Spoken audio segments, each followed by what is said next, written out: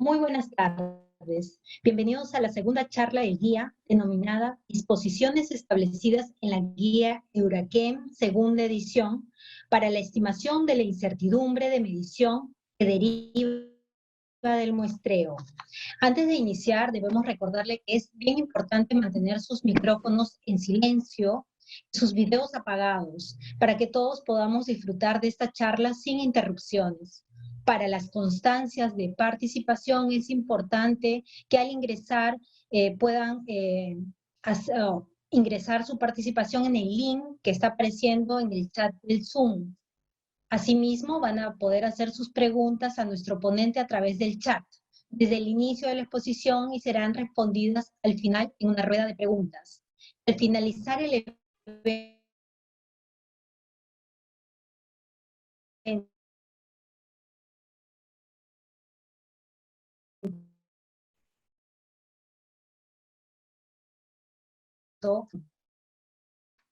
Zambrano, quien se desempeña como responsable alterno del Laboratorio de Química Orgánica de la Dirección de Metrología del INACAL. Rocío es licenciada en Química por la Universidad Nacional Federico Villarreal, con especialización en la ISO/IEC 17025 por la Universidad Nacional Agraria La Molina, y especialización en metrología para la magnitud de masa por el Instituto Nacional de Calidad. Ha participado en eventos para la estimación de incertidumbre organizado al Euraquem. Además, ha recibido entrenamiento en metrología y en materiales de referencia certificados en institutos como el CENAM de México, INMETRO de Brasil y BAM de Alemania. La ingeniera Rocío, como les comenté, va a exponer el tema Disposiciones establecidas en la guía Euraquem, segunda edición, para la estimación de la incertidumbre de medición que deriva del muestreo. Rocío, adelante con tu presentación, por favor. Muchas gracias por la presentación, Yesenia. Bueno, como tú lo comentabas, el tema que voy a desarrollar el día de hoy es disposiciones establecidas en la guía Euraquem para la estimación de la incertidumbre de medición que deriva del muestreo. El objetivo principal de esta charla es poder dar a conocer al público presente sobre los lineamientos que la Euraquem propone para realizar la estimación de la incertidumbre de la medición. Cabe recordar que en la actualidad la mejor guía que tenemos de referencia para la estimación de la incertidumbre, considerando al muestreo, es la que ha publicado la Euraquem en su última actualización en el año 2019. También comentarles de que esta charla no propone dar lineamientos acerca de cómo hacer un protocolo de muestreo, sino está más enfocado en cómo el organismo o el laboratorio puede enfocar su diseño experimental para realizar ensayos y poder estimar la incertidumbre de medición considerando al muestreo en ello. Entonces empezamos. El INACAL es el Instituto Nacional de Calidad, somos el ente rector y máxima autoridad normativa que conduce el Sistema Nacional para la Calidad en el país. Es un instituto adscrito al Ministerio de la Producción desde el año 2015. Nuestra finalidad es promover y asegurar el cumplimiento de la Política Nacional para la Calidad con miras a el desarrollo y la competitividad de las actividades económicas y la protección del consumidor. El contenido que vamos a ver a lo largo de la charla está compuesto por 7 capítulos. En el primer capítulo, nosotros vamos a presentar a la guía de Euraquem, que hace un momento les comenté. En el segundo capítulo vamos a explicar sobre los enfoques que la guía propone para la estimación de la incertidumbre de medición. En el tercer capítulo vamos a explicar sobre el método estadístico para estimar la incertidumbre en base al enfoque empírico. En el capítulo 4 vamos a explicar en qué consiste el factor de incertidumbre y cuál es su uso. Y finalmente, en los últimos capítulos, que vendría a ser el 5, el 6 y el 7, está enfocado propiamente a los ejemplos. A pesar de que esta charla está enfocada para el tema de matriz agua y alimentos, yo coloqué el ejemplo 1, que es para matriz suelos, porque es un ejemplo que van a encontrar relación para la aplicación del punto 4, que es el factor de incertidumbre. Entonces empezamos con la presentación de la guía de Euraquen.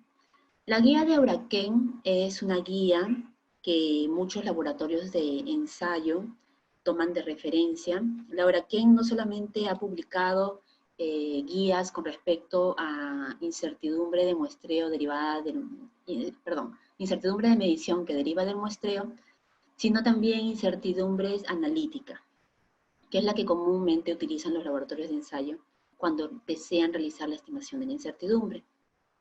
En esta oportunidad, yo lo que les vengo a presentar es su última guía que la han publicado en el año 2019. La primera edición de esta guía fue publicada en el año 2007. Fue considerada la primera guía que incluye el muestreo como fuente de incertidumbre, y esta guía se publicó 2 años después de la publicación de la 17025. Ya en la versión del 2005 de la 17025 comentaban o abordaban el tema de la estimación de la incertidumbre derivada del muestreo. Entonces, en el 2007, la Euraquen, en colaboración de su comité técnico, publican esta primera guía dando lineamientos para la estimación de la incertidumbre. En el 2019 deciden actualizar, ya en base a publicaciones científicas realizadas en base a la primera edición de esta guía de Euraquen. Y en base a estos resultados que hubo en estas experiencias, actualizaron la guía adicionando nuevas disposiciones. Entre estas nuevas disposiciones tenemos de que la primera disposición que agregó es de que propone el uso del diseño experimental no balanceado. Propone este tipo de diseño porque resulta ser un diseño mucho más económico y además puede estimar la incertidumbre de medición como si uno usara un diseño balanceado, que más adelante se le va a explicar. La segunda disposición por la cual se actualizó esta guía es que hacen referencia a la estimación de la incertidumbre para mediciones in situ, a pesar de que todavía no han podido demostrar que esta aplicación es para todas las mediciones in situ. Ya en la nueva edición de esta guía de Euraquen tiene datos científicos de que ya hay de que pueden utilizar estos enfoques para realizar la estimación de la incertidumbre de mediciones in situ. La otra disposición está relacionada con el uso del factor de incertidumbre, que es un factor que han adicionado debido a que en los diseños experimentales han obtenido resultados en donde el grupo de datos muchas veces cae en un tipo de distribución no normal.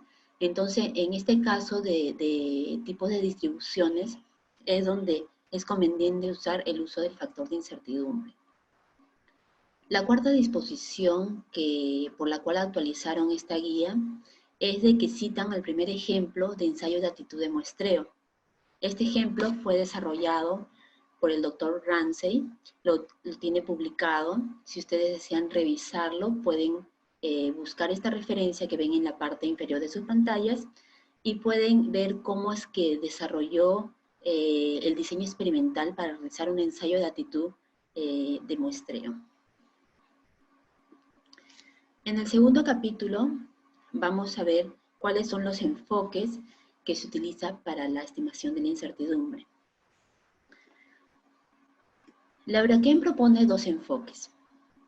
El primer enfoque es el enfoque de modelamiento o enfoque bottom-up, y el segundo enfoque es el enfoque empírico o enfoque top-down. Estos 2 enfoques, la guía lo detalla a lo largo de su guía y adicionalmente brinda ejemplos en sus anexos. Estos ejemplos son tantos para aplicación en el enfoque de modelamiento y para aplicación según el enfoque empírico. Entonces, el enfoque de modelamiento o enfoque bottom-up consiste en que para poder realizar la estimación de la incertidumbre se tiene que seguir una serie de pasos o etapas. Por ejemplo, el primer paso vendría a ser la identificación inicial de todas las fuentes de incertidumbre. El segundo paso vendría a ser la cuantificación de las contribuciones de cada fuente identificada. El tercer paso vendría a ser la combinación de todas estas contribuciones. Y el cuarto paso vendría a ser la estimación de la incertidumbre estándar combinada para luego reportarla en forma de una incertidumbre expandida para así poder aumentar su nivel de confianza. En la guía propone un ejemplo que se encuentra en el anexo 5, en donde el ejemplo lo que busca es determinar la cantidad de enzimas agregadas a alimentos de pollo. La estimación de la incertidumbre que realiza en este ejemplo es basado en un enfoque de modelamiento y para ello utilizaron la teoría de muestreo desarrollada por Pierre Guy. Pierre Guy, basado en una serie de publicaciones que ha venido desarrollando, concluye de que para estos tipos de muestra se identifica claramente 8 fuentes de error o 8 contribuciones. En base a estas propuestas que brinda Pierre Guy, es que Laura Kane desarrolla este ejemplo basado en el enfoque de modelamiento. La limitación de utilizar esta teoría de muestreo desarrollada por Pierre Guy es de que únicamente se encuentra aplicación para muestras que se encuentran granuladas y distribuidas de forma homogénea. Es decir, no se ha visto que su aplicación se pueda extender a otros tipos de matrices. El otro ejemplo que brinda en la guía de Euraquen se encuentra en el anexo 5, en donde desarrolla un ejemplo para la determinación de cadmio y plomo en suelo de cultivo. El enfoque que también usan es el enfoque de modelamiento, pero usando un método exploratorio. ¿A qué se refiere con un método exploratorio? Que el organismo que necesita evaluar la concentración de estos metales de manera empírica o basada en conocimiento científico, comienza a identificar las probables fuentes de incertidumbre y finalmente estima una incertidumbre expandida. El problema de este tipo de método exploratorio es de que es muy poco probable de que puedan identificar todas las fuentes de incertidumbre, obteniendo como resultado una incertidumbre subestimada. Entonces, el enfoque de modelamiento tiene ventajas y desventajas. Entre las ventajas tenemos de que permite una fácil identificación de las fuentes de incertidumbre más importantes y en el caso de que toda la información necesaria esté disponible, puede ser menos costosa que el enfoque empírico. En el caso de las desventajas, indica que para predecir la incertidumbre se puede necesitar mediciones detalladas e información sobre la variabilidad de la medición. Y en la mayoría de los casos no es posible determinar todas las fuentes de incertidumbre y esto conllevaría a una incertidumbre subestimada. Entonces, como podrán ver, es de que básicamente el enfoque de modelamiento, a pesar de que tiene la ventaja de poder identificar individualmente cada fuente de incertidumbre y cuál vendría a ser la principal fuente de incertidumbre que contribuye a la incertidumbre de medición, el problema es de que para poder cuantificar cada una de estas fuentes identificadas, resulta muy tedioso porque se necesita de mucha información para conocer la variabilidad de cada una de estas fuentes. Entonces, en conclusión, este enfoque es un enfoque más aceptable para la elaboración de un plan o un procedimiento de muestreo a largo plazo. Indica a largo plazo, por lo mismo que ya les comentaba, de que resulta ser muy tedioso poder cuantificar cada una de estas fuentes de incertidumbre. Con respecto al enfoque empírico, que es el enfoque que muchos organismos o laboratorios deciden utilizar para la estimación de la incertidumbre, se basa en un modelo estadístico. Este modelo estadístico se utiliza según el caso. Por ejemplo, nosotros tenemos aquí que queremos medir el valor en un objetivo de muestreo. Este valor en un objetivo de muestreo va a ser igual al valor verdadero en el objetivo de muestreo más los errores provenientes por los efectos de muestreo y análisis. Por consiguiente, la variación de la medición vendría a ser igual a la variación con respecto al muestreo y a la variación con respecto a la medición analítica. El otro modelo que da para el segundo caso es un poquito más largo, pero a diferencia del anterior, agrega una fuente más, que es la fuente proveniente de la variación entre los objetivos de muestreo. Entonces, lo que yo quiero medir aquí es el valor en varios objetivos de muestreo, no en uno como fue el caso anterior. Este valor va a ser igual al valor verdadero más la variación entre los objetivos de muestreo y más los errores provenientes por efectos de muestreo y análisis. Por consiguiente, la incertidumbre de la varianza total va a ser igual a la varianza entre los objetivos de muestreo más la varianza proveniente del muestreo y más la varianza proveniente por la medición analítica.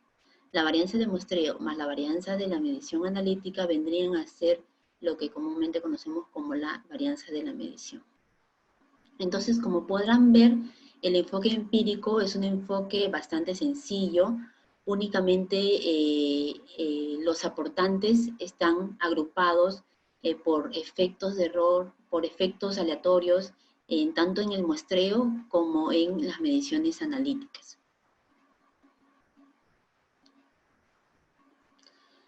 Al igual que en el enfoque de modelamiento, el enfoque empírico tiene ventajas y desventajas. Entre las ventajas tenemos de que no requiere información detallada de las fuentes de incertidumbre especificadas. Es relativamente simple y fácil para aplicar en la práctica. Consume menos tiempo y menos gasto que en el de modelamiento. Y entre las desventajas, indica que no permite la determinación de las componentes individuales de incertidumbre. Entonces, a diferencia del otro enfoque, por ejemplo, aquí vemos que tiene más ventajas que desventajas. Es por eso que también muchos prefieren utilizar este enfoque, ¿no? Porque a pesar de que no pueden cuantificar o identificar cada fuente de incertidumbre de manera individual, sí puedo estimar la incertidumbre globalmente en un menor tiempo y invirtiendo un menor costo, ¿no?, para la estimación. En conclusión, es un enfoque más aceptable para realizar análisis y muestreo de varios objetos a corto plazo, a diferencia del otro que los resultados los obtienes a largo plazo, ¿no? Entonces, el enfoque empírico, en la guía proponen de que para poder utilizar el enfoque empírico se propone 4 métodos. El primer método es el método de duplicados, en donde lo desarrolla un muestreador bajo un protocolo y lo que se evalúa es precisión, tanto en muestreo como en medición analítica. El segundo método propuesto es el método de protocolos, en donde lo lleva a cabo un muestreador bajo diferentes protocolos y lo que se evalúa es sesgo y precisión entre protocolos y se evalúa la precisión analítica. El tercer método propuesto es el estudio colaborativo en muestreo, en donde participan varios muestreadores bajo un mismo protocolo y lo que se evalúa es sesgo y precisión entre muestreadores y sesgo y precisión en medición analítica. El cuarto método es el método de ensayo de actitud. Este método utiliza varios muestreadores bajo diferentes protocolos y lo que se evalúa es sesgo y precisión entre protocolos y entre muestreadores, y además sesgo y precisión en medición analítica. Entonces, este último método se podría decir que es un método más completo porque evalúa sesgo y precisión en todos los aspectos, ya sea entre protocolos, entre muestreadores y entre mediciones analíticas. La dificultad de emplear este último método es de que requiere de mucha inversión y requiere de mucha coordinación con el área de logística. ¿Por qué? Porque esta área va a tener que comunicarse con cada uno de los participantes y adicionalmente de disponer un área extensa para poder asegurar que el ensayo de actitud se va a realizar de manera adecuada. Debido a su complejidad, es de que muchos prefieren utilizar el método de duplicados. El método de duplicados resulta ser un método más sencillo, en donde el costo de inversión es menos a comparación de los demás métodos y puedo obtener resultados satisfactorios según lo esperado. Entonces, el método de duplicado lo que indica es de que para realizar el método duplicado tenemos que hacer un diseño experimental basado en un diseño balanceado. Este diseño balanceado consiste en que una vez que yo determino mi objetivo de muestreo, yo voy a extraer una muestra y su duplicado. Y a cada una de estas muestras voy a extraer otra submuestra para determinar la medición analítica por duplicado, tanto para la muestra 1 como para la muestra 2. También comentarles que para poder aplicar este diseño balanceado hay una condición. La condición es que el número de objetivos de muestreo a considerar debe de ser el 10% de los objetivos de muestreos que van a ser medidos, que no deberían de ser menores a 8.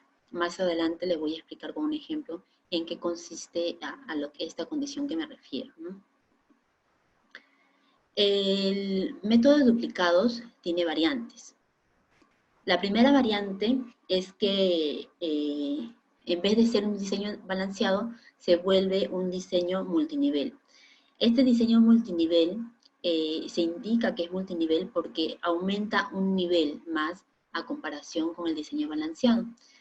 Y este nivel adicional se integra porque lo que se desea evaluar no solamente la incertidumbre proveniente del muestreo ni del análisis, sino la incertidumbre proveniente de la preparación para este caso. En este tipo de diseño multinivel, por ejemplo, nosotros definimos o seleccionamos cuál va a ser nuestro objetivo de muestreo, vamos a extraer una muestra y su duplicado, y a cada una de estas muestras se le va a extraer otra submuestra que va a pasar por un proceso de preparación física previo a la determinación analítica o medición en laboratorio. La otra variante del diseño balanceado es el diseño simplificado. En el diseño simplificado consta en que una vez que definimos nuestro objetivo de muestreo, se va a extraer una muestra y su duplicado. Y directamente van al laboratorio para que puedan ser analizados analíticamente. En este tipo de diseño, únicamente como resultado, se va a obtener la incertidumbre de medición, más no vamos a ver con cuánto contribuye la incertidumbre proveniente del muestreo ni la incertidumbre proveniente del análisis.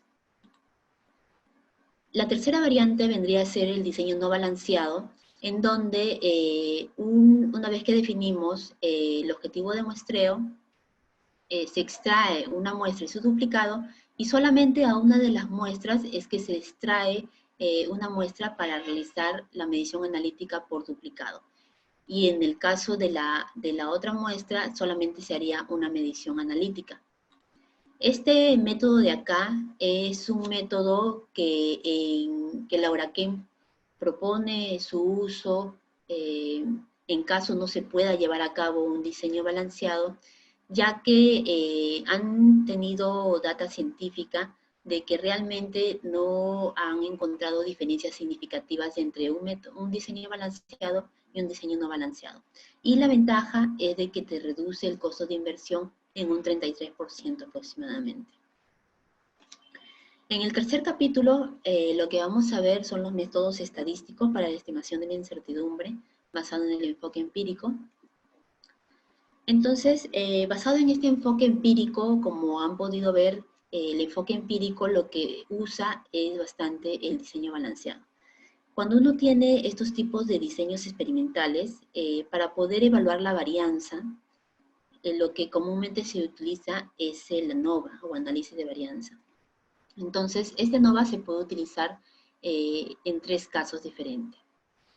Se utiliza el análisis de varianza clásico, o el ANOVA clásico, si es que mi grupo de datos corresponde a un tipo de distribución normal y si es que las varianzas son homogéneas.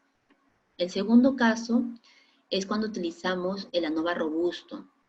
En el ANOVA robusto, mi grupo de datos se encuentran fuertemente sesgadas y tiene una cantidad de valores atípicos menores al 10%.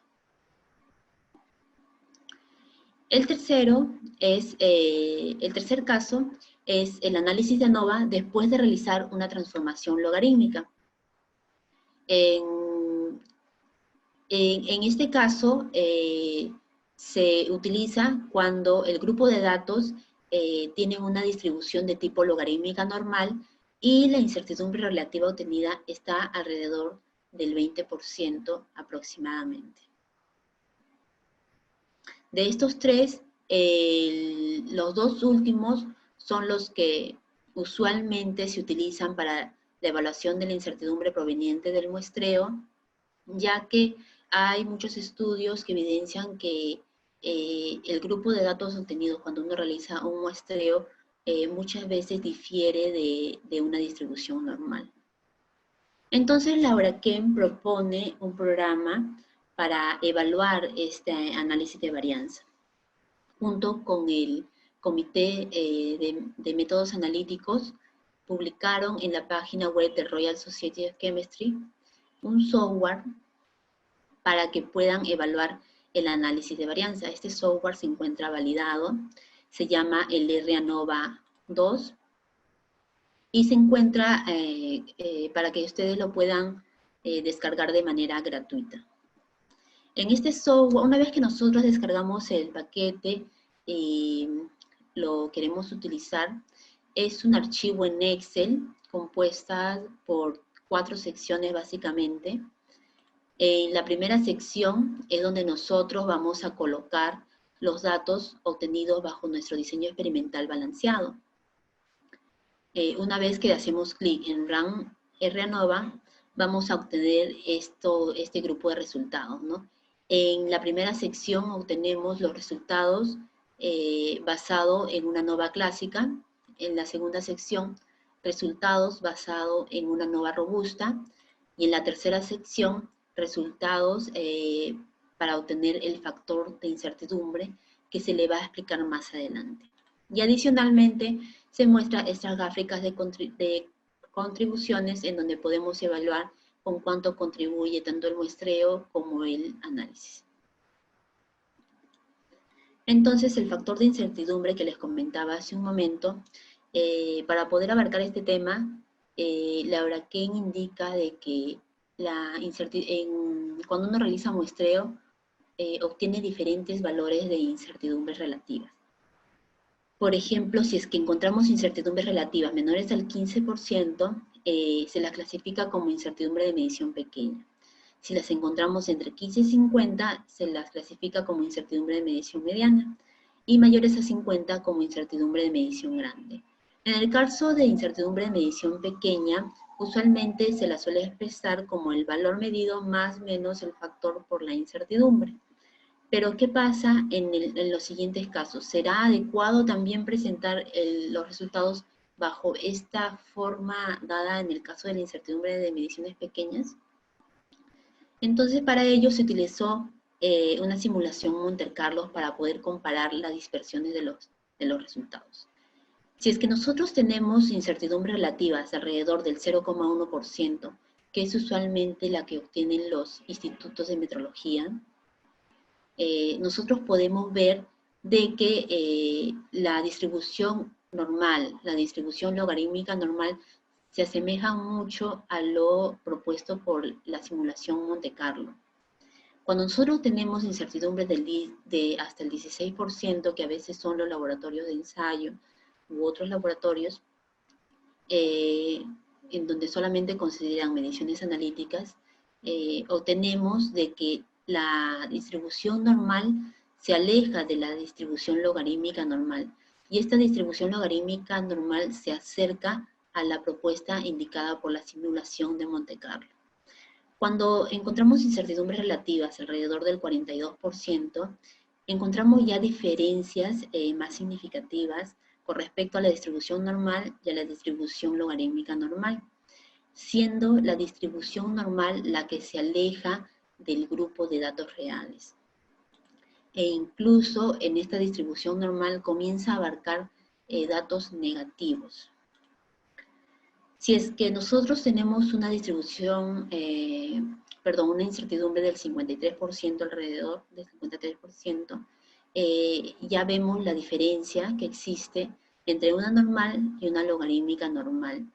Nuevamente, la logarítmica normal se encuentra dentro de la simulación establecida por Monte Carlo, y es la distribución normal la que se aleja, y acá ya es más evidente el tema de la consideración de los valores negativos, el cual en las mediciones resulta ser ilógico. Entonces, tenemos dos casos. El primero, cuando tenemos incertidumbres relativas menores al 15% y incertidumbres relativas mayores al 15%. En el caso de menores al 15%, se suele asumir distribuciones de tipo normal, en donde el valor reportado se va a acompañar de su incertidumbre bajo una distribución normal multiplicado por un factor de cobertura. Pero cuando son mayores, lo que la Oraken recomienda es de que utilicemos el factor de incertidumbre. Entonces, para yo poder tener mi intervalo de incertidumbre, el límite superior va a estar representado por la multiplicación del valor medido por el factor de incertidumbre, y el límite inferior va a estar representado por el valor medido entre el factor de incertidumbre. Acá les muestro dos ejemplos. En el primer ejemplo, asumiendo una distribución logarítmica normal, obtengo un valor medido de 5 miligramos por kilogramos. El factor de incertidumbre que obtuve fue de 2,5, y el límite superior e inferior de mi intervalo de incertidumbre vendría a ser el valor medido por el factor de incertidumbre sería 12,5, y para el límite inferior sería el valor medido entre el factor de incertidumbre, que vendría a ser 2. Entonces estaría representado por esta línea que pueden ver al lado derecho, en donde es un intervalo que contiene el valor medido, pero este valor medido no se encuentra necesariamente en el centro. Para el caso de una distribución normal, obtenemos el mismo resultado de 5 miligramos por kilogramos, una incertidumbre expandida de 2,5, y en este caso lo que se hace para obtener el límite superior y el inferior es sumar y restar, ¿no? Entonces 5 más 2,5 tenemos 7,5, y 5 menos 2,5 tenemos 2,5. Al representarla gráficamente, vemos que el intervalo cubre un menor rango de medición, y el valor central, el valor medido se encuentra en el centro. En el caso de un grupo de datos que tiene distribución logarítmica normal, el que más lo representaría sería cuando nosotros usamos el término de factor de incertidumbre. Entonces, ¿cómo se calcula este factor de incertidumbre? Para calcularlo tenemos que hacer una transformación logarítmica de los resultados obtenidos en las mediciones y determinar la desviación estándar de estos valores transformados. Una vez que tenemos esta desviación estándar, lo reemplazamos en la ecuación para el factor de incertidumbre y obtenemos el factor de incertidumbre estándar. En el caso de que queremos tener el factor de incertidumbre expandida, lo que hacemos es, antes de reemplazarlo en la ecuación, multiplicamos a la desviación estándar obtenida después de la transformación, lo multiplicamos por el factor de cobertura y lo utilizamos para reemplazarlo en la ecuación para utilizar el factor de incertidumbre expandida. La otra forma es de que nosotros utilicemos el factor de incertidumbre estándar, lo elevemos al factor de cobertura que tendría que dar los mismos resultados. Entonces, el primer ejemplo que voy a mostrar está relacionado con el uso del factor de incertidumbre. Este ejemplo es un ejemplo para la matriz de suelo, que es un ejemplo que está desarrollado en la guía de Euraquén. En este ejemplo, por ejemplo, se indica que el área de investigación es un relleno sanitario. El área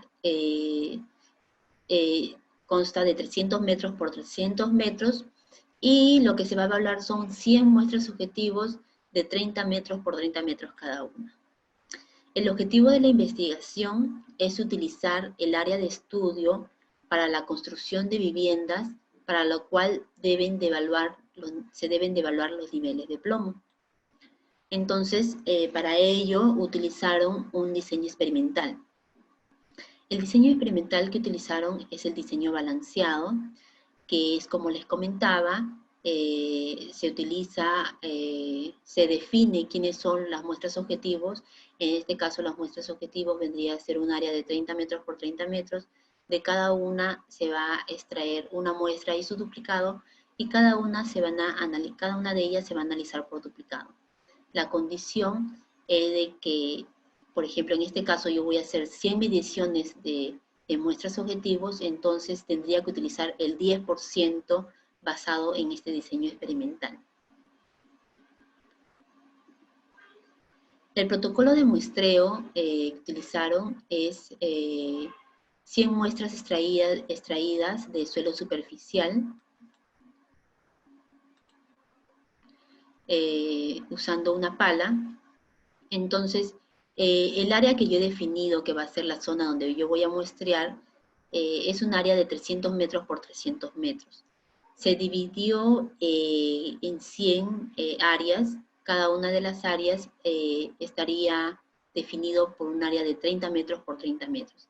A cada una de estas áreas definidas vendría a ser mi objetivo de muestreo y a cada una de ellas voy a realizar su medición. Entonces, una vez que obtenemos la muestra extraída del área de 30 por 30, pasa por un proceso de secado. Después pasa por un proceso de tamizado. Y después pasa por un proceso de digestión para finalmente ser determinado por ICP. Entonces, como resultado, obtenemos de que en cada área que hemos definido, un área de 30 por 30, vamos a tener un valor que lo representa. En total tengo 100 datos. De estos 100 yo voy a elegir el 10%. El 10% de 100 vendría a ser 10. Entonces, al 10% de ellos yo voy a realizar el diseño experimental para poder estimar la incertidumbre proveniente del muestreo. Las áreas elegidas son las que se encuentran sombreadas y como resultado obtengo lo que pueden ver aquí. Entonces, como podrán ver, acá se encuentran todos los objetivos de muestreo seleccionados. Adicionalmente se encuentran las muestras extraídas y su duplicado, y a cada una de estas muestras se las determinó analíticamente por duplicado, ¿no? También lo que se puede ver en el grupo de resultados obtenidos es de que el rango de concentración se encuentra entre los 56 hasta los 3.590 miligramos por kilogramo. Entonces abarcando un amplio rango de concentración. Luego, evaluando las diferencias entre las muestras, se puede ver visualmente que existen diferencias entre muestras. Entonces, debido a que hay diferencias entre muestras, se decide realizar una distribución de frecuencia para evaluar su incertidumbre, para evaluar la distribución de su grupo de resultados. Como resultado obtenemos lo que pueden ver en la pantalla. Se obtiene un histograma en donde el tipo de distribución no se asemeja a una distribución normal, sino más bien se asemeja a un tipo de distribución logarítmica normal con un sesgo positivo.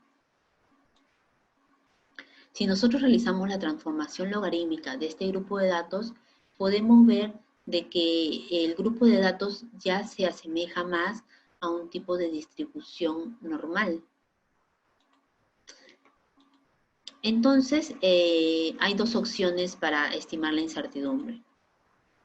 La primera opción, debido a que en el análisis se obtuvo de que el grupo de resultados tienen valores atípicos que supera el 10% y debido a que su grupo de resultados tienen una distribución de tipo logarítmica normal, vieron que el tipo de análisis que deben hacer es utilizar el factor de incertidumbre, que es el tercer caso que les comentaba para el análisis de varianza.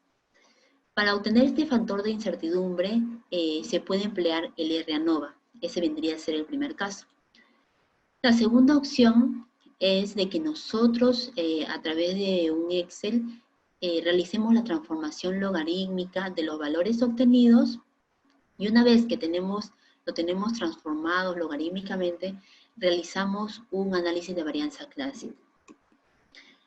Estos son los resultados aplicando la primera opción, en donde utilizando el R-ANOVA obtenemos los datos de factor de incertidumbre. Por ejemplo, acá tenemos el factor de incertidumbre para el muestreo, que es de 2,60, el factor de incertidumbre para el análisis, que es de 1,12, y el factor de incertidumbre para la medición, que vendría a ser de 2,62.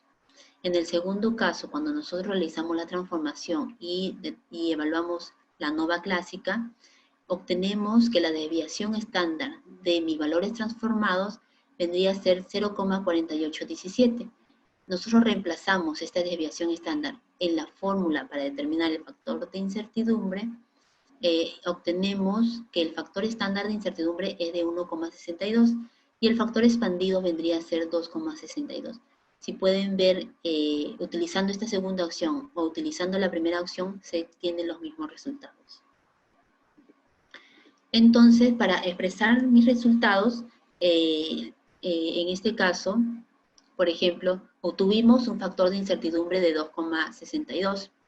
Entonces, tomando un valor puntual de 300 miligramos por kilogramo, nosotros, para estimar el límite inferior, lo dividimos entre el factor de incertidumbre, dando un valor de 115.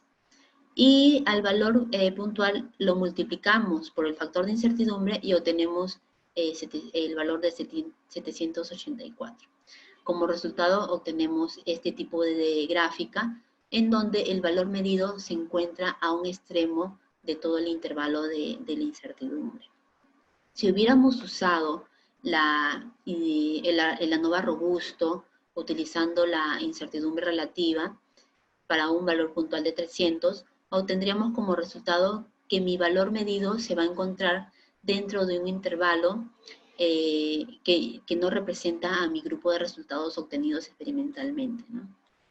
Entonces, es por ello que en este caso, cuando se obtiene valores con un tipo de distribución que se asemejan más a un tipo de distribución logarítmica normal, es que se prefiere utilizar el factor de incertidumbre. El segundo ejemplo que voy a desarrollar está relacionada con la matriz de agua. Este ejemplo de acá está basado en datos reales.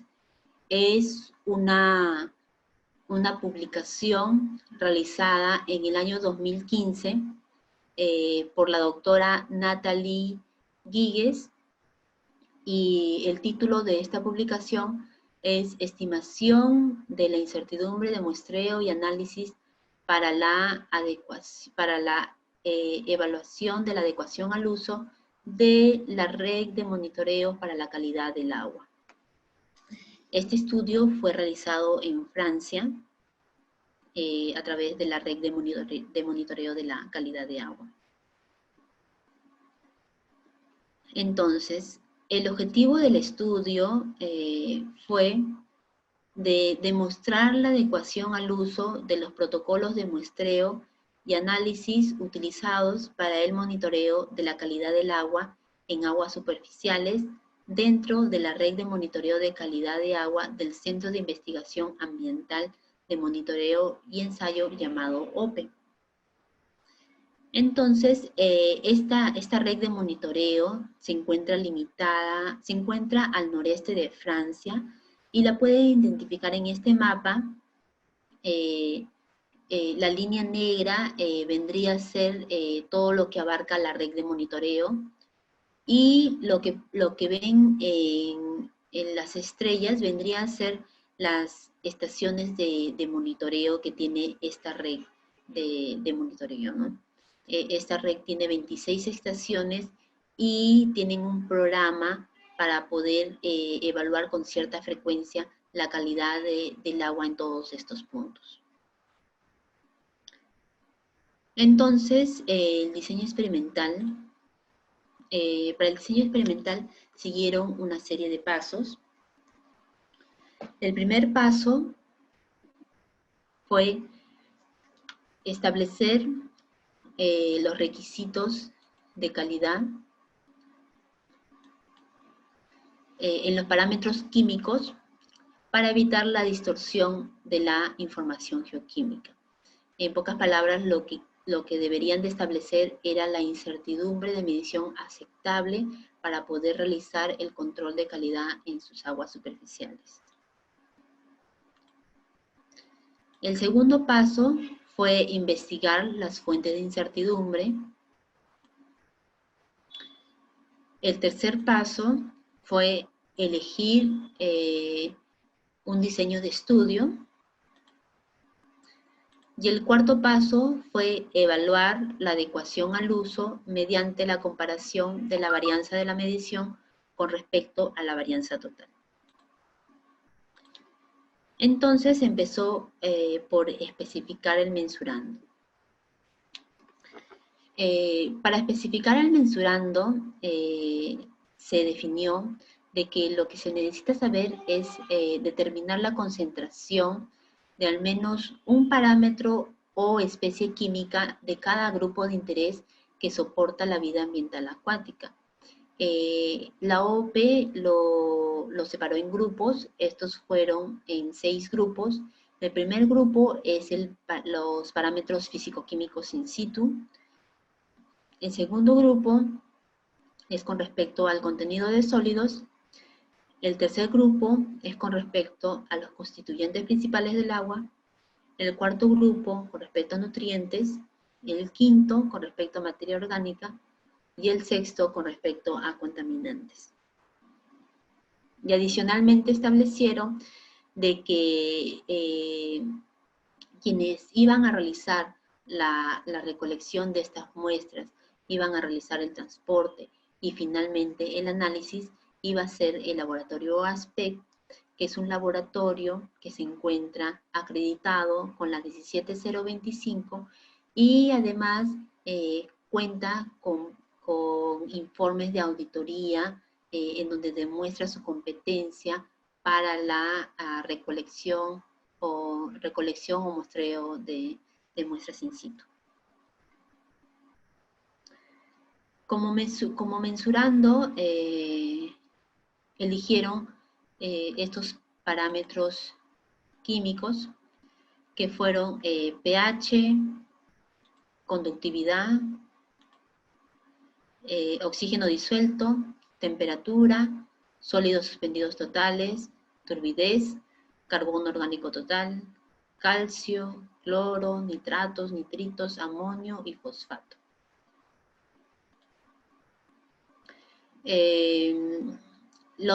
También lo que se muestra en este cuadro son los métodos analíticos que utilizaron para realizar la determinación de los parámetros químicos. Y adicionalmente se identifica cuáles de estos parámetros iban a ser medidos in situ y cuál de los parámetros iban a ser determinados en laboratorio. Adicionalmente, para poder establecer el criterio de calidad para el tema de la incertidumbre, tuvieron que revisar literaturas. Entonces, la literatura que ellos revisaron para poder establecer un criterio de calidad con respecto a la incertidumbre es la publicación realizada por Ramsey y colaboradores. En esta publicación indica que para evitar la distorsión de la información geoquímica, la varianza de medición debería ser inferior al 20% de la varianza total. Entonces, en su estudio, ellos se centraron de que al realizar su estudio de medición considerando al muestreo, ellos esperan obtener un valor de incertidumbre que no aporte a la varianza total en un valor mayor o igual al 20%.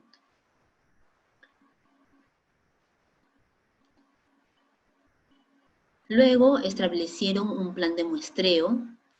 Este plan de para realizar su plan de muestreo, ellos se basaron en las normas ISO, las 56671 y 3, y adicionalmente se basaron en la guía de muestreo publicado por la Asociación Francesa de Normalización. Además, contaban con los informes de auditoría externos realizados al laboratorio ASPEC, en donde fue el Laboratorio Nacional Francés de Metrología de París, en Francia, que realizó esta auditoría en el año 2009, en donde reportan la evaluación satisfactoria con respecto a los procedimientos utilizados para el muestreo, a la conservación, al transporte y análisis de laboratorio bajo el contexto de la red de monitoreo realizado para OPE. Adicionalmente, identificaron las fuentes de incertidumbre. Estas fuentes de incertidumbre las identificaron en base a las referencias ya anteriormente citadas, que son las normas ISO y la guía de muestreo de la Asociación Francesa de Normalización. Estas fuentes de incertidumbre, a pesar de que en esta publicación no lo han cuantificado, ellos lo han considerado para poder establecer su plan de muestreo, ¿no? Considerando todas estas variables para ellos poder diseñar, para ellos poder establecer que el diseño propuesto realmente es el diseño que ellos estarían utilizando para realizar sus planes de muestreo. Entonces, para la estimación de la incertidumbre, ellos utilizaron el enfoque empírico.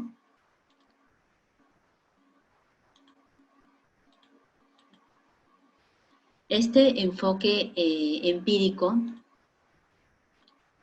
es un método que permite estimar la precisión, tanto en muestreo como en análisis, en condiciones de repetibilidad.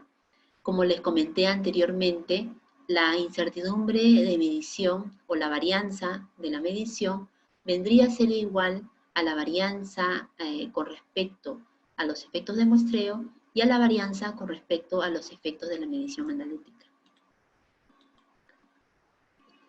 La incertidumbre analítica, ellos en su estudio proponen de que sea obtenido a partir de la precisión y sesgo de datos de laboratorio. Esta incertidumbre analítica es obtenida bajo un enfoque empírico, no es la que usualmente conocemos, el enfoque de modelamiento, y para poder estimar esta incertidumbre analítica, ellos se basaron en estas referencias, que es la NORTES TR 537 y la ISO 11352 del 2013. En base a estas referencias, ellos estimaron una incertidumbre analítica y es la que han considerado, la han reemplazado en esta ecuación para poder estimar la incertidumbre de medición. El objetivo de muestreo la han definido como la porción de agua en un tiempo y estación particular de monitoreo que la muestra está destinado a representar. En otras palabras, es un valor puntual, es el valor en una muestra puntual extraído en un tiempo y estación determinado, ¿no?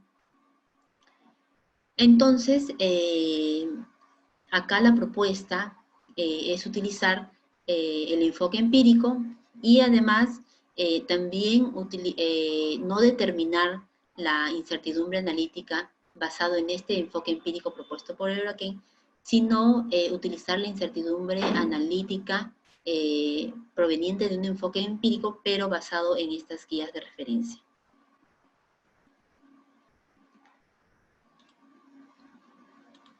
Entonces, para la estimación de la incertidumbre de medición, parten del modelo matemático, del modelo estadístico, de que la varianza total va a ser igual a la varianza entre los objetivos de muestreo más la varianza entre la varianza de la medición. Y la varianza de la medición va a ser igual a la varianza del muestreo más la varianza analítica. Y la expresión de sus resultados la van a reportar de forma expandida, en donde van a considerar como al factor de cobertura igual a 2. El diseño experimental que ellos evaluaron para que puedan utilizar en su estudio, ellos vieron la posibilidad de usar el diseño balanceado o el diseño simplificado. Entonces, lo que hicieron fue evaluar costos. En el caso del diseño balanceado,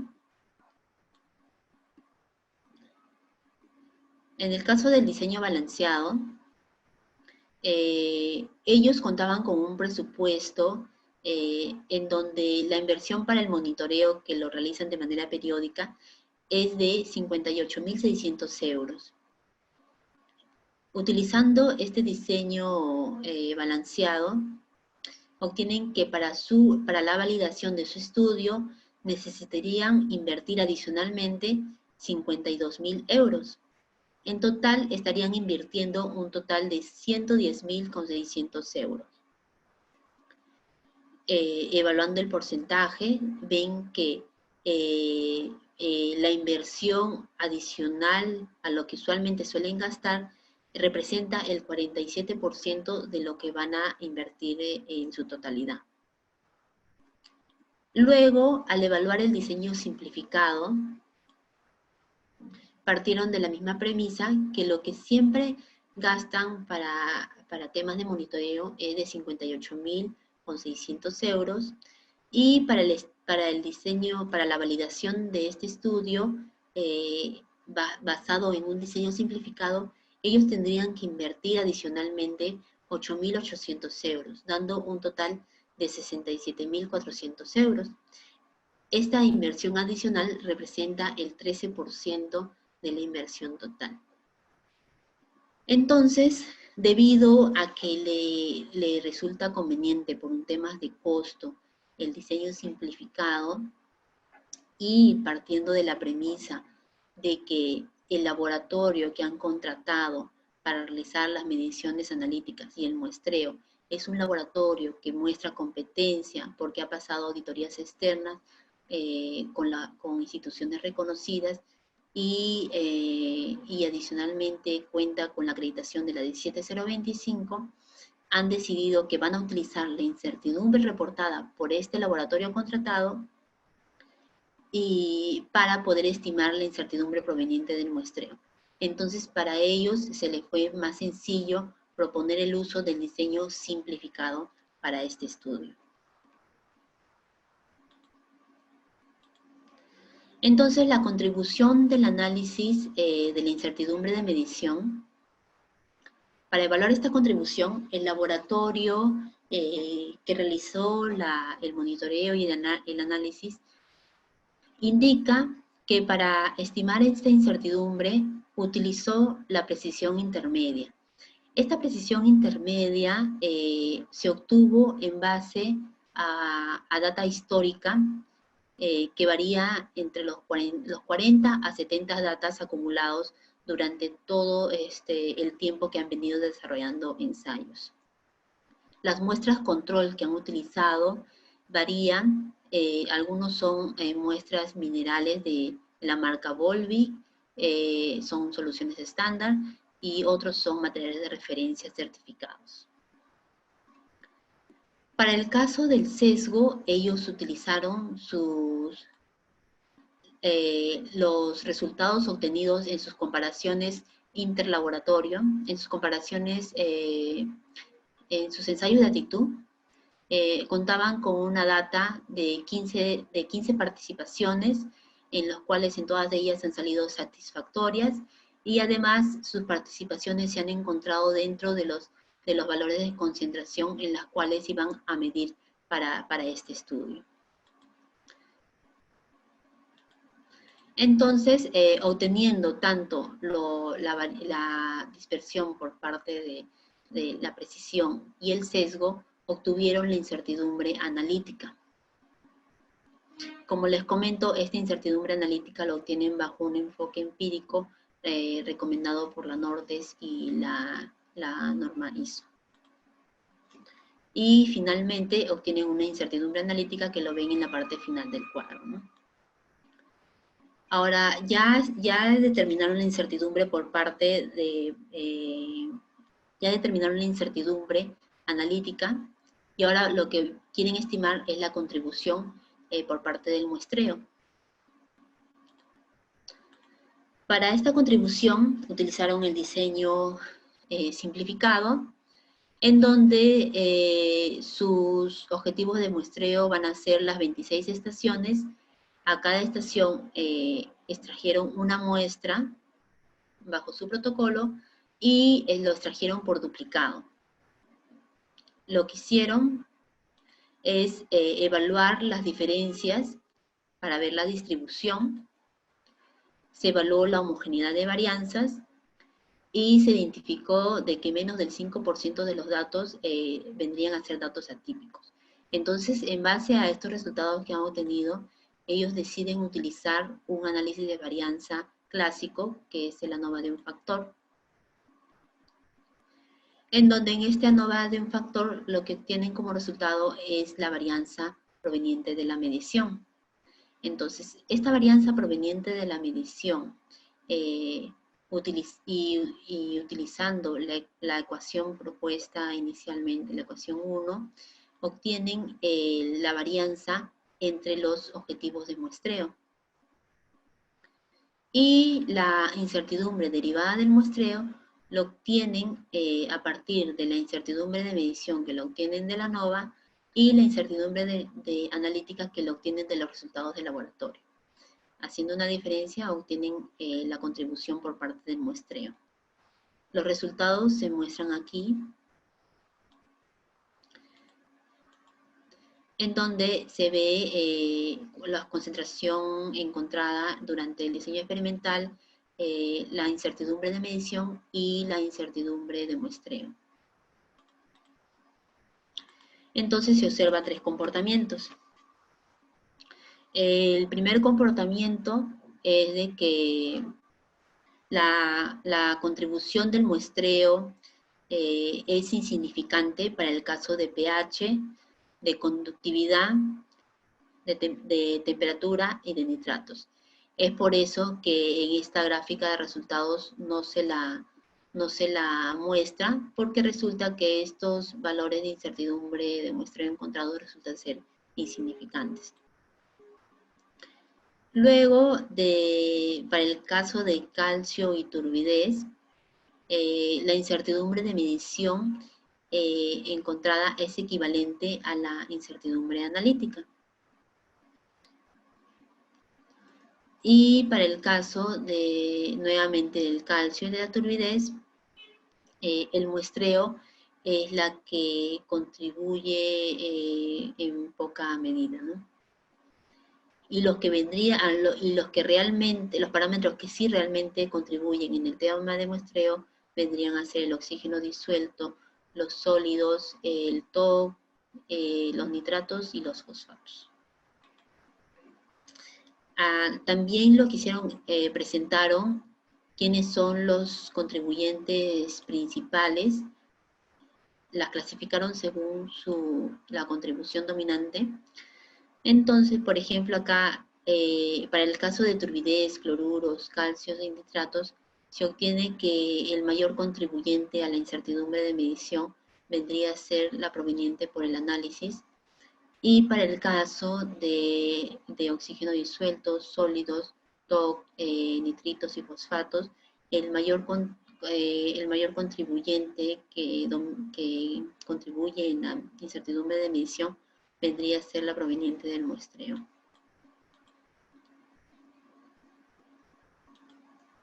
Como conclusión de estos resultados, se puede concluir que el objetivo del monitoreo se cumplió, o en otras palabras, que los protocolos de muestreo y análisis están bien adaptados para el monitoreo de la variabilidad de la calidad del agua en aguas superficiales de la OPE.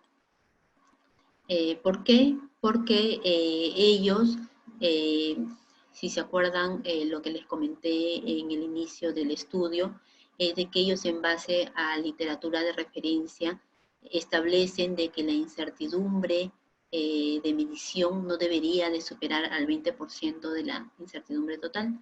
Entonces, ellos como resultados obtienen que todo su grupo de resultados, todos los parámetros analizados en el diseño experimental son menores al 20% que habían establecido. Y también tuvieron presente de que para el caso de los sólidos, del TOC, de calcio y nitritos, debido a que se encuentran cerca a los límites establecidos, entonces se debería de tener cuidado de no permitir ningún sesgo en los protocolos. Por lo tanto, se debe implementar un control de calidad para estos parámetros. Es lo que este estudio concluye, ¿no?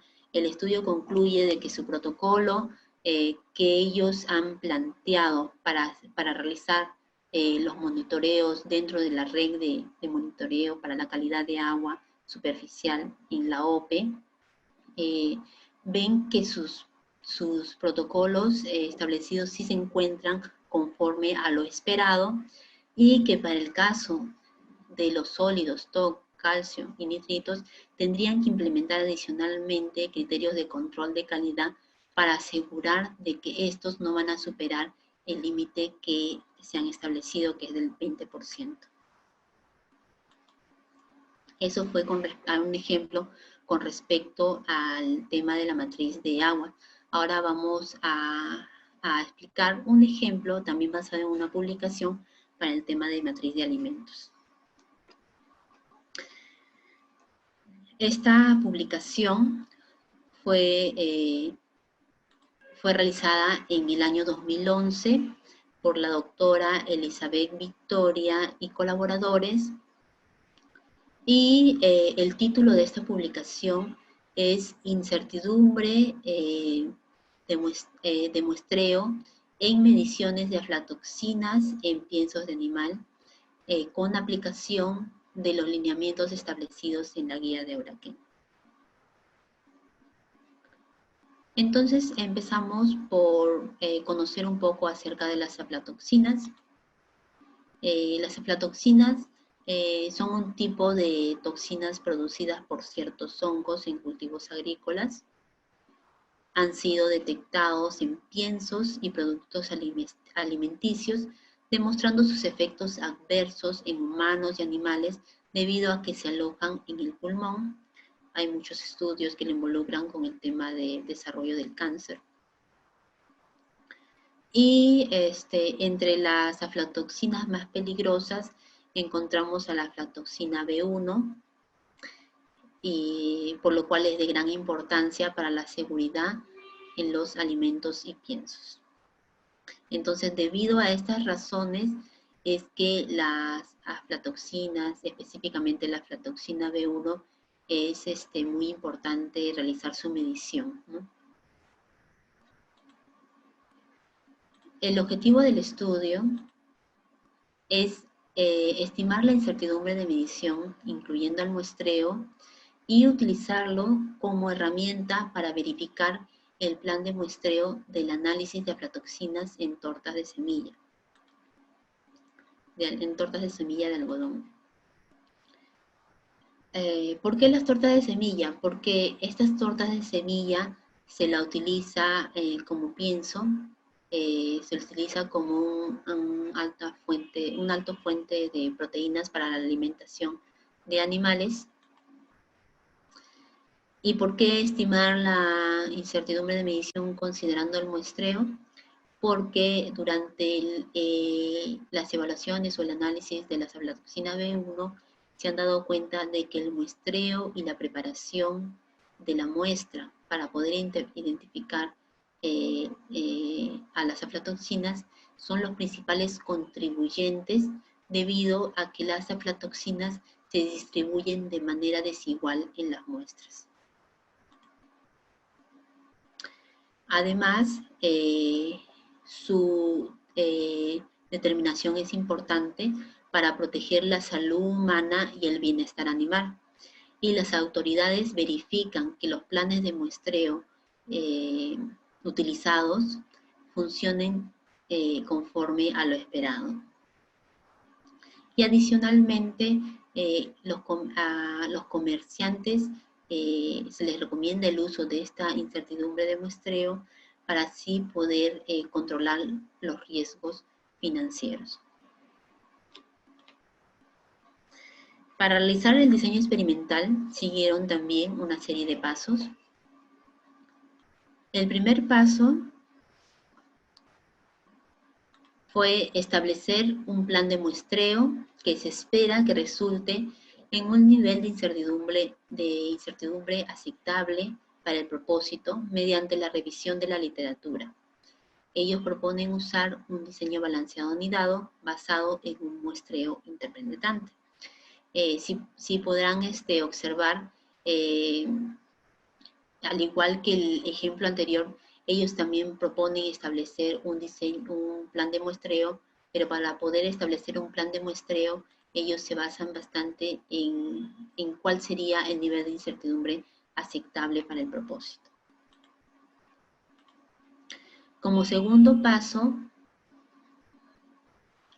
se tiene que hacer la obtención de 2 muestras compuestas mediante el muestreo interpenetrante, y a cada una de estas muestras se les va a extraer una submuestra para así poder evaluar la preparación física, y luego serán llevadas a la medición analítica para evaluar la presencia de aflatoxinas.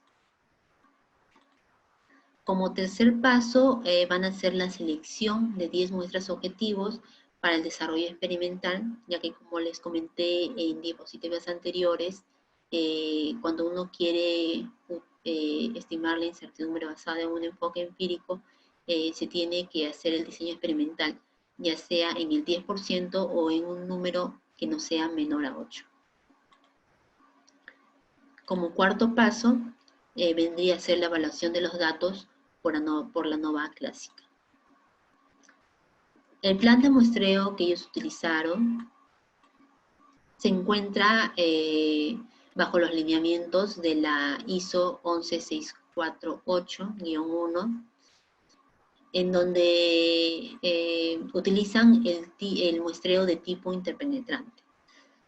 Entonces, en esta ISO definen al muestreo interpenetrante como muestreo replicado de varios lotes o sublotes, donde para cada lote o sublote los incrementos primarios consecutivos se desvían en rotación en diferentes contenedores para dar múltiples muestras compuestas, para investigar la varianza entre los incrementos en el lote o sublote. Entonces, en otras palabras, este muestreo consiste en que yo voy a formar una muestra compuesta a partir de incrementos de varios de varias tomas de muestras primarias, ¿no? Ellos, para establecer el nivel de incertidumbre que esperarían obtener bajo el protocolo que están estableciendo, es la publicación realizada por Cooker en el Journal de la OAC. En esta publicación, basada en esta publicación, ellos en su estudio indican de que la incertidumbre de medición que esperan debe de ser aproximadamente entre 20 a 25% de la incertidumbre total. Entonces, el muestreo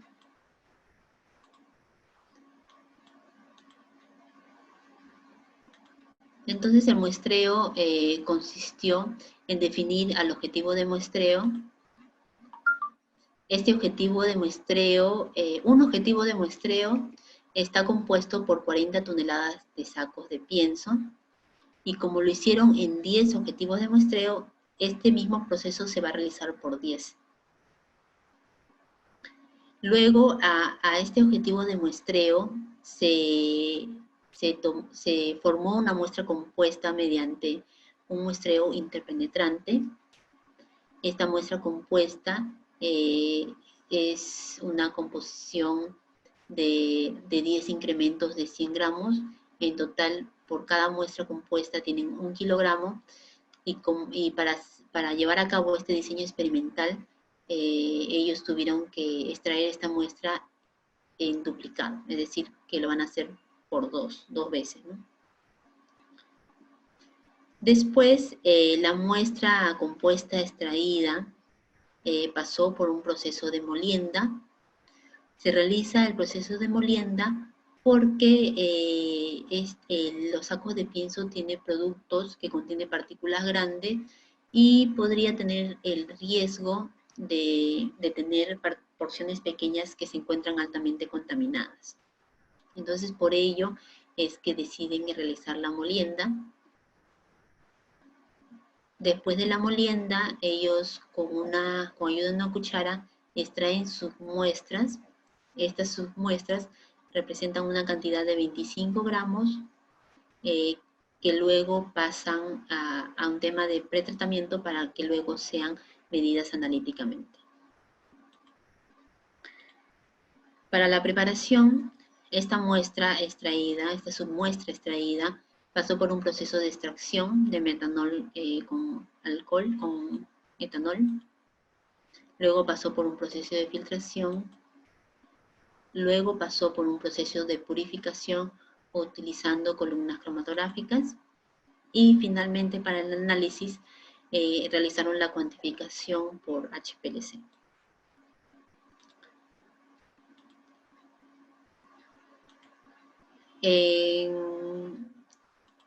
Este de acá es el resumen del diseño experimental. El diseño experimental, como les comentaba, consta en definir al objetivo de muestreo. A cada objetivo de muestreo se le va a extraer una muestra compuesta por duplicado. Esta muestra compuesta pasa por un proceso de molienda y a esta muestra compuesta nuevamente se le extrae una submuestra para pasar por un proceso de tratamiento antes del análisis. Entonces, como podrán ver, este tipo de diseño es un diseño multinivel, porque también lo que pretende evaluar acá es la incertidumbre con respecto a la preparación antes del análisis. Entonces, bajo este diseño, lo que busca evaluar es la varianza entre muestras que contribuye al muestreo, luego la varianza de la preparación, que vendría a ser este caso, y la varianza de las mediciones analíticas usando el HPLC. La incertidumbre de preparación y la incertidumbre de HPLC conforman lo que vendría a ser la incertidumbre del laboratorio. Y la incertidumbre del laboratorio con la incertidumbre de muestreo vendrían a conformar la incertidumbre de la medición. Estos son los datos obtenidos bajo su diseño experimental, en donde, como podrán ver, han seleccionado 10 muestras objetivos.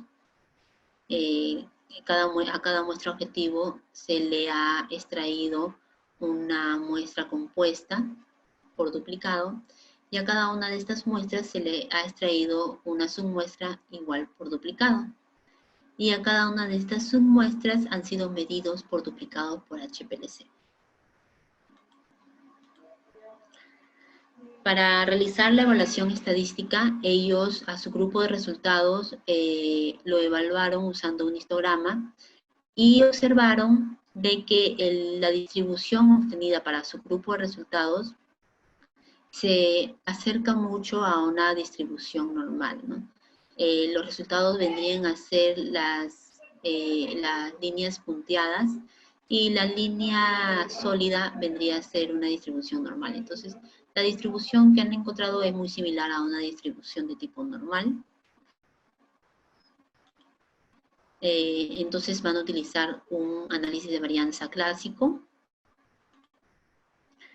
Para ello, como anteriormente hemos comentado, la incertidumbre de medición va a ser igual a la raíz de la varianza por parte del muestreo más la varianza del laboratorio, y la incertidumbre del laboratorio va a ser igual a la raíz de la varianza de la preparación más la varianza por el análisis por HPLC. La incertidumbre relativa va a ser representado a cada incertidumbre que ellos han determinado, lo han multiplicado por 2, que es el factor de cobertura, lo han dividido entre el valor obtenido y lo han multiplicado por 100 para obtener la relativa. En el caso de la contribución de la varianza, lo que han hecho una división de la varianza de lo que han obtenido con respecto a la varianza total. Y la incertidumbre expandida se ha reportado como la incertidumbre obtenida multiplicado por el factor de incertidumbre. Entonces, esos de acá son los resultados que vendría a ser el estudio obtenido bajo la ANOVA. Esta publicación también hace un estudio para el caso del R-ANOVA y el ANOVA utilizando datos transformados. En este caso yo les estoy presentando para el caso de la ANOVA, pero si ustedes desean revisar más ello, pueden revisar la información ya comentada anteriormente, ¿no? Para el caso de la ANOVA, que es el análisis que ellos han utilizado para su grupo de datos, se observa de que la incertidumbre de muestreo y la de laboratorio contribuyen de igual manera a la incertidumbre de medición, en aproximadamente el 50%. Para el caso de la incertidumbre de medición obtenida, se obtiene un valor de 25% y se encuentra dentro de la incertidumbre esperada propuesta en el estudio, que es lo que le comentaba anteriormente, ¿no? Al inicio del estudio, ellos indicaron de que según la revisión bibliográfica que habían hecho, ellos esperan obtener un valor de incertidumbre entre 20 y 25. Entonces, la incertidumbre de medición que han obtenido considerando el muestreo ha sido del 25%. Y adicionalmente pueden observar que la incertidumbre proveniente del laboratorio, en donde consideran el tema de preparación, es del 53%, y propiamente la analítica, la que es por parte de HPLC, es de 0,1. Entonces, por consiguiente, ellos deducen que la incertidumbre debida a la preparación es la que más ha contribuido en la evaluación de la incertidumbre del laboratorio. Como conclusión, han obtenido que los resultados muestran que el método de duplicados propuesto por la guía de Bracken se puede utilizar para generar una estimación de la incertidumbre asociada con un plan de muestreo. Se demostró que este plan puede usarse para la medición de aflatoxinas en tortas de semilla de algodón. La validación de planes de muestreo de aflatoxinas suele ser diferentes a otros parámetros, debido a que la distribución de aflatoxinas puede ser desigual en muchos piensos. Este es por el tipo de por el tipo de origen que tiene estas aflatoxinas, ¿no? Y debido a esta distribución desigual, no se puede esperar que el contenido de aflatoxinas en muestras repetidas de un objetivo de muestreo siga una distribución normal.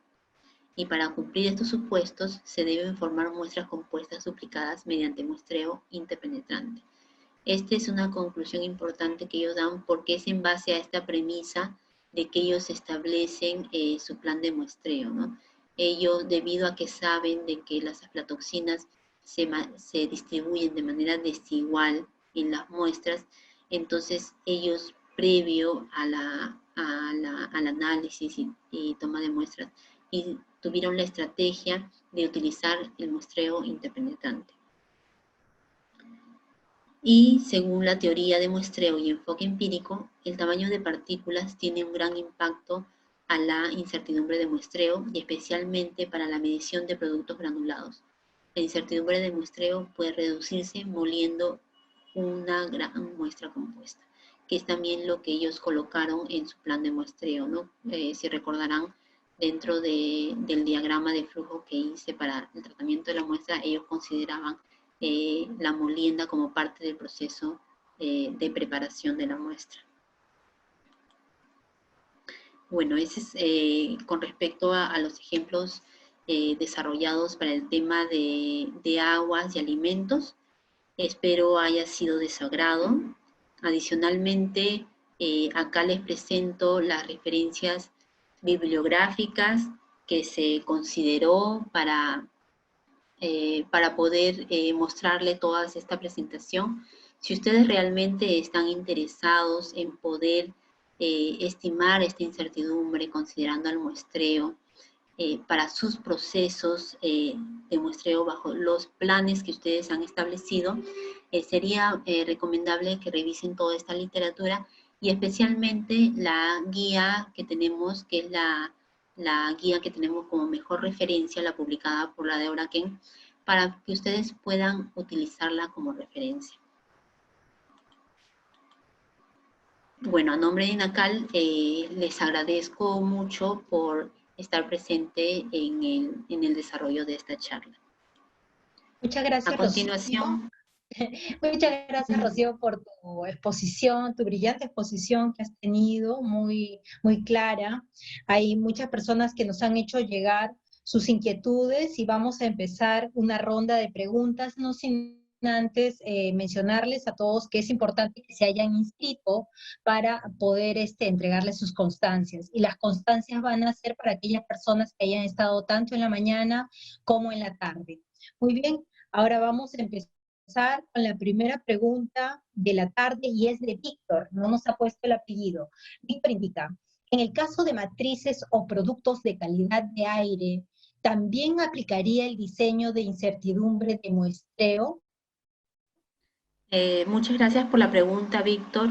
Sí, es un tema que todavía no se tiene en claro de cómo poder abarcarlo.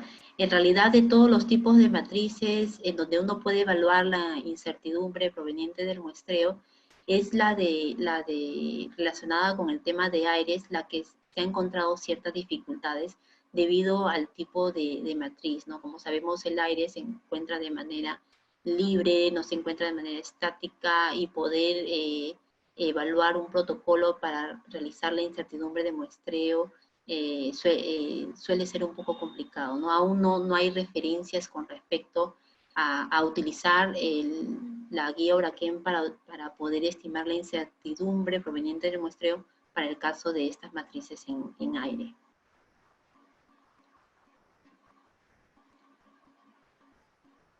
Muy bien, vamos con la segunda pregunta de Guillermo Ceballos. Por favor, agradeceré se aclare la diferencia entre la incertidumbre de la muestra y la incertidumbre del muestreo, ya que esto es extremadamente importante al analizar el resultado y poder tomar decisiones, especialmente sobre criterios de cumplimiento de límites. Sí, muchas gracias por la pregunta, Guillermo. Bueno, en realidad La definición, o sea, el decir incertidumbre de muestra no es correcto, ¿no? En realidad lo correcto es decir incertidumbre proveniente del muestreo. Cuando dices incertidumbre de muestra no tiene ningún significado, ya que la incertidumbre de medición es lo que representa a la muestra, ¿no? O sea, tú haces una medición puntual en una muestra definida y tú lo que tienes que reportar, la correcta manera de reportar el resultado es el valor que tú has determinado en tu medición analítica, en tu proceso, incluyendo una variabilidad. Esta variabilidad es la incertidumbre de medición. Y esta incertidumbre de medición, dependiendo del enfoque que le das, puede considerar variabilidades de muestreo, variabilidades de preparación o variabilidades con respecto a las mediciones analíticas. Muchas gracias. Gracias, Rocío. Vamos con la siguiente pregunta del señor Molina. Señor o señora Molina, ¿qué porcentaje del resultado se puede aceptar como la incertidumbre? ¿Y en qué bibliografía puedo encontrar el criterio? Sí, muchas gracias por la pregunta a la señora Molina. Bueno, con respecto a los criterios, en realidad la finalidad de esta presentación no es establecer qué valor de incertidumbre pueden considerar, sino más bien estimarla. Entonces, por ejemplo, en los ejemplos descritos anteriormente, ellos buscan referencias bibliográficas bajo publicaciones ya hechas, ¿no? Entonces, lo que yo les recomendaría, en caso ustedes quieran establecer criterios para poder establecer el nivel de incertidumbre que esperarían, es revisar publicaciones científicas que se han obtenido bajo estudios experimentales para poder para poder ver cuál sería esta incertidumbre esperada. Como podrán saber, el tema de la incertidumbre proveniente del muestreo es un tema novedoso, no solamente para nosotros, también en los países de Europa.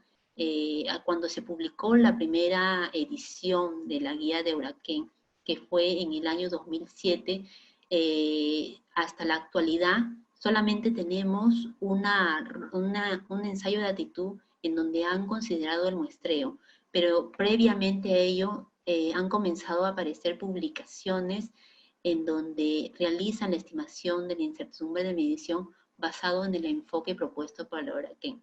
Entonces yo le recomiendo a la señora Molina, si es que necesita establecer un criterio, pueda revisar información bibliográfica, ya sea en publicaciones científicas, ya sea en normas CISO, o de repente puede realizar un diseño experimental propio, ¿no? Para poder tener un primer estimado.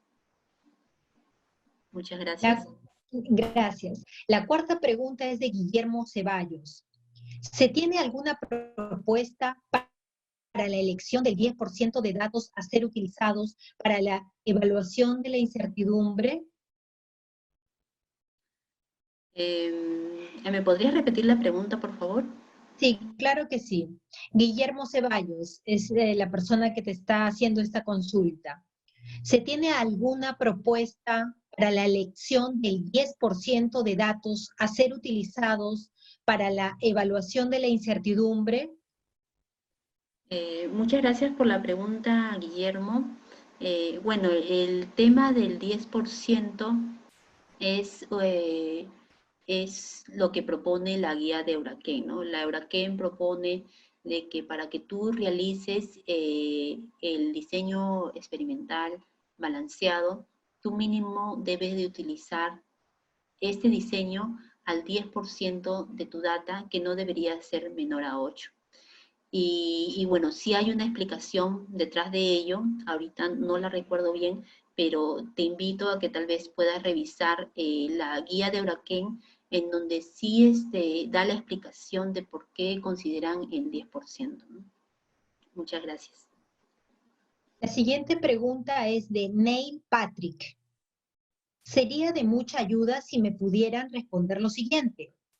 Sabemos que la incertidumbre de tipo A Se cuantifica mediante el error estándar de la media, que utiliza la desviación estándar muestral, que nos otorga el grado de variabilidad generada por errores aleatorios. Entonces, ¿podríamos decir que la incertidumbre es una medida de error aleatorio? Muchas gracias por la pregunta, Ney. Eh, sí, la guía de Huraken, por ejemplo, te explica también sobre ello. Ellos indican que si es que tú realizas la estimación basado en un enfoque empírico, dependiendo del método que tú utilices para la evaluación de esta incertidumbre basada en el enfoque empírico, va a depender si es que tú realizas datos provenientes de precisión o de sesgo, ¿no? En algunos métodos solamente consideran el tema de precisión, en donde es una serie de es una serie de réplicas, y en otros casos sí consideran el tema del sesgo, en donde tú comparas propiamente el error con respecto a un valor de referencia. Y mayor detalle te lo dan en la guía, ¿no? Justo en la guía de Huraken para el enfoque empírico propone 4 métodos. El primero de ellos, que es comúnmente utilizado, que es el método duplicado, únicamente evalúa el caso de las réplicas o la precisión para el tema de muestreo y análisis, pero también hace un comentario de que si uno quisiera utilizar la contribución por parte del sesgo, podría evaluarlo de manera independiente y adicionarlo a su estimación de la medición. Muchas gracias. La siguiente pregunta es de Joyce. Si el parámetro es microbiológico y todos los resultados del ensayo de los puntos muestreados es cero, ¿cómo podría determinarse la incertidumbre? Claro, en ese caso, bueno, en ese caso me parece, no estoy segura, no habría un valor de incertidumbre, ¿no? Ya que cómo poder reportar un valor de cero. No tengo mucho conocimiento con respecto al tema de microbiológicos. Eh, Realmente cuando uno, por ejemplo, en mediciones químicas, cuando uno realiza mediciones, nunca podemos afirmar que existe un valor cero. Es por eso que en el tema de química para nosotros no es común reportar un valor cero, más bien reportamos siempre con un valor o con un límite, y este sí siempre va con un valor de incertidumbre. En el caso de microbiológicos que me comentan, donde obtienes valores cero, no te podría dar mayor alcance de ello, pero de igual manera te invito a que tal vez puedas revisar revistas científicas en donde tal vez evalúen el tema de microbiológicos y estimen el tema de la incertidumbre de medición. Muchas gracias. La siguiente pregunta es de Paula. ¿Qué recomienda considerar para disminuir la contribución de la incertidumbre del muestreo, agua o aire? Muchas gracias por la pregunta, Paula. Bueno, eso en realidad, la respuesta en realidad lo tiene la persona que realmente conoce a detalle el protocolo de muestreo que está proponiendo, ¿no? Cada persona que lleva a cabo o realiza un plan de muestreo, lo importante es que puedan identificar cuáles son sus principales fuentes de incertidumbre. Entonces, en base a esta identificación que cada institución o laboratorio determine basado en el plan de muestreo que utiliza, es lo que ayuda a poder identificar dónde podrían optimizar o mejorar su método, ya que, en el ejemplo 2, para el caso de aguas, por ejemplo, ahí ellos identifican una serie de fuentes de incertidumbre que, a pesar que no la cuantifican, ellos la identifican para poder considerarlas dentro de su planeamiento de monitoreo y así ayudar a obtener una incertidumbre representativa, y en algunos casos ayudarían a minimizar el tema del valor obtenido en la incertidumbre de medición. Muchas gracias. La siguiente pregunta es de Neil Patrick. ¿La incertidumbre expandida es el margen de error con el que se construye el intervalo de confianza? Sí, la incertidumbre expandida es el margen de error en donde está el intervalo de confianza del valor medido, ¿no? Muchas gracias. La siguiente pregunta es de Omar Juárez. ¿Cómo se aplica la incertidumbre de muestreo cuando se realiza un muestreo puntual? Muchas gracias por la pregunta, Omar.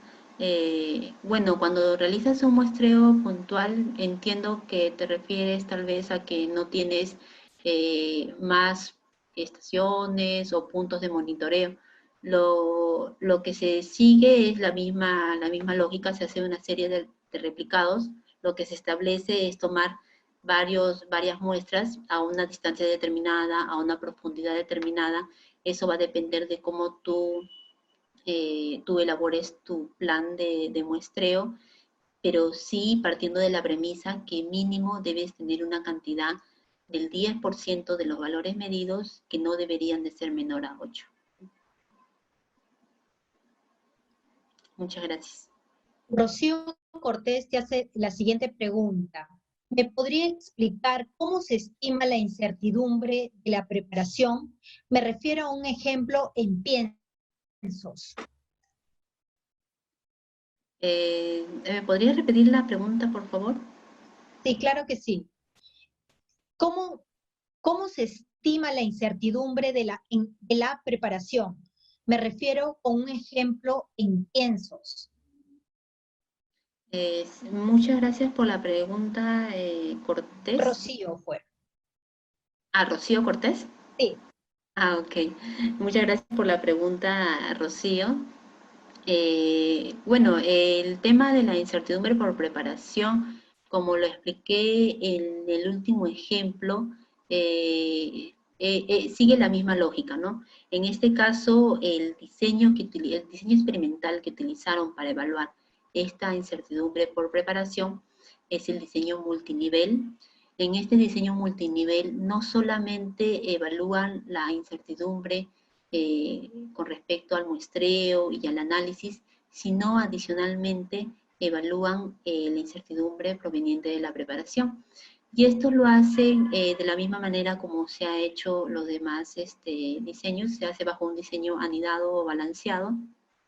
Esta vez la muestra, o sea, una vez que tú extraes la muestra, se va a subdividir en submuestras y cada submuestra va a pasar por un proceso de preparación.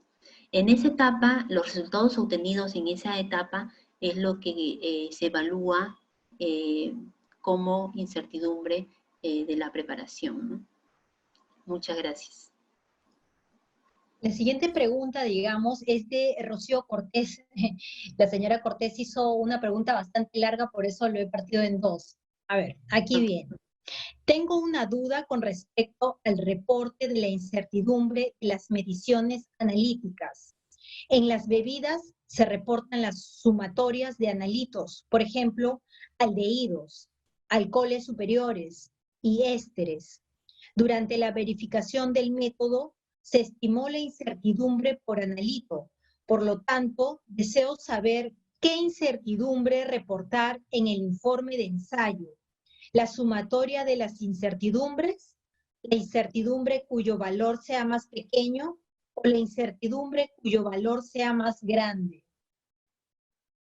Y con esto cerraríamos la ronda de preguntas. ¿Deseas que la Ya, vuelva a decir, a mencionar? sí, a ver, por favor, porque es, como tú dices, un poquito extensa la Sí, pregunta. sí, Rocío tiene una gran duda aquí. Dice, con respecto al reporte de la incertidumbre de las mediciones analíticas, en las bebidas se reportan las sumatorias de analitos, por ejemplo, aldehídos, alcoholes superiores y ésteres. Durante la verificación del método se estimó la incertidumbre por analito. Por lo tanto, deseo saber qué incertidumbre reportar en el informe de ensayo. La sumatoria de las incertidumbres, la incertidumbre cuyo valor sea más pequeño o la incertidumbre cuyo valor sea más grande? Claro, muchas gracias por la pregunta, Rocío. Bueno, sí, lo que te entiendo es de que tú haces una serie de mediciones analíticas en tu muestra, pero al final lo que tú reportas es la suma de estos analitos. Entonces, lo que usualmente se suele hacer es de que cuando uno realiza una medición puntual en cierto analito, cada valor obtenido para cada parámetro se reporta con su incertidumbre y se reporta tal y cual, ¿no? O sea, si tú realizas la determinación de, no sé, de aldehídos, de nitritos o nitratos, entonces cada uno de tus valores obtenidos para cada parámetro debe ir acompañado de la incertidumbre, muy aparte de si tú haces un reporte de la incertidumbre, perdón, del valor total de esta suma. Lo que se debería de reportar en este informe debería ser los dos resultados, ¿no? Los resultados individuales acompañados de incertidumbre y adicionalmente la suma que tú me indicas, que creo entender a lo que te refieres, ¿no? Muchas gracias. Muchas gracias, Rocío, por tu exposición y por todas las preguntas que nos has podido responder. Tengo que indicarles que les solicitamos a todos los participantes puedan llenar la breve encuesta que está apareciendo en el chat, por favor. Y con esto ya estaríamos cerrando esta charla del día. A todos les agradecemos su participación en esta charla virtual y por favor los esperamos en otro próximo evento. No se olviden de llenar la encuesta y si no lo han hecho, se las vamos a... Muchas gracias por participar. Hasta luego.